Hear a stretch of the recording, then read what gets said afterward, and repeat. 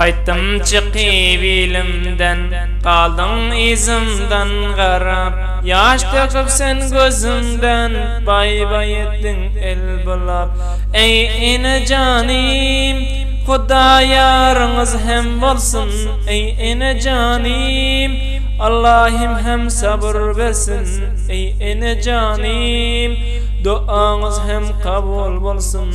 Ey ene canim, arada kaldı dağdaş, dökün katra katra yaş. Sizden uzakta bulgun, ötmez damağımdan aş. Hem kaldı kardeşlerim, hem oynan dengduşlarım.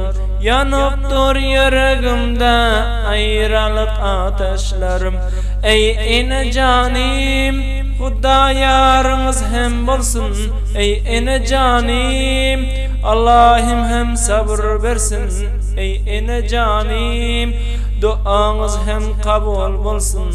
Ey ene canim, ulalttın yaşlığımdan, hem tutupsuz elimden. Keteldim qaytdım bugün, ene can meni yanımdan.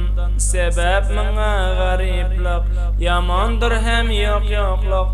Bola bilmen yanımda, afsus etyon bulgun çok.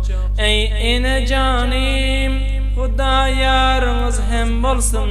Ey ene canim, Allah'ım hem sabır versin.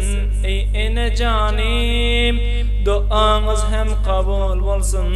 Ey ene canim, isen bir lokma nani, yadlarsın al vakt meni. Emma yanımda yok men, arzu ediyon her günü. Esem men hizmetkani, bersem az size cani. Şemsul hakdir görkesem, akelöp men Ka'bani. Ey ene canim, Xuda yarınız hem bolsun. Ey ene canim, Allah'ım hem sabır versin. Ey ene canim, duanız hem kabul bolsun. Ey ene canim. Permayiş veren dostlarımız Emirullah Can Nazari, Necibullah Muhammedi, Din Muhammed Can İntizar, Sahi Murad Muradi, Şemsullah Muhammedi.